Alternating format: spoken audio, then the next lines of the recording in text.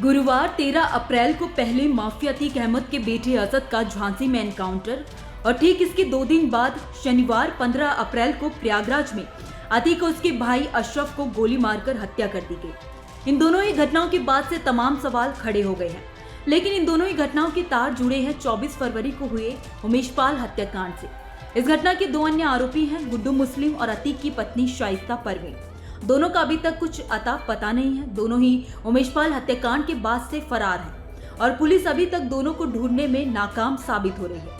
वहीं इसी बीच अब कई सवाल खड़े हो रहे हैं कि क्या अतीक का अपने दोस्त गुड्डू मुस्लिम से कोई नाराजगी थी? क्या असद की लोकेशन का खुलासा भी गुड्डू मुस्लिम ने किया? ये सवाल इसलिए खड़े हो रहे हैं क्योंकि अतीक और अशरफ की हत्या से पहले गुड्डू मुस्लिम को लेकर अशरफ कुछ कहना चाह रहा था, मगर उसके बाद अधूरी ही रह गई। आपको बताते चले कि 15 अप्रैल यानी कि शनिवार रात को प्रयागराज में अतीक अहमद और उसके भाई अशरफ को मेडिकल के लिए ले जाया जा रहा था। वह मीडिया कैमरों के सामने बाइट दे रहे थे। इसी दौरान किसी रिपोर्टर ने बमबाज गुड्डू मुस्लिम के बारे में कोई सवाल पूछा। अशरफ जैसे ही जवाब देना शुरू किया, अचानक 3 हमलावर बाइक पर सवार होकर आए और दोनों को गोली मार दी। हत्या से पहले अशरफ बस इतना ही बोल पाया था, मेन बात है कि गुड्डू मुस्लिम। आखिर अशरफ अतीक गैंग के भरोसेमंद गुर्गे गुड्डू मुस्लिम के बारे में क्या बताने जा रहा था?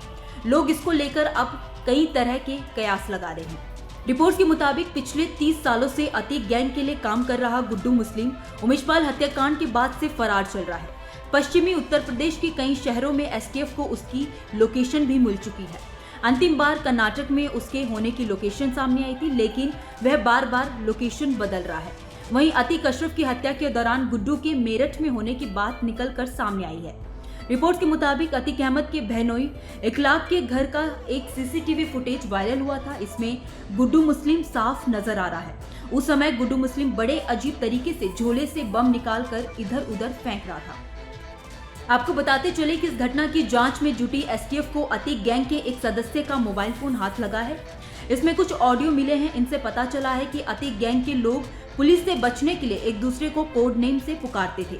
गुड्डू मुस्लिम को मुर्गी नाम से बुलाया जाता था। दरअसल जयराम की दुनिया में उतरने से पहले गुड्डू मुस्लिम चिकन शॉप चलाता था।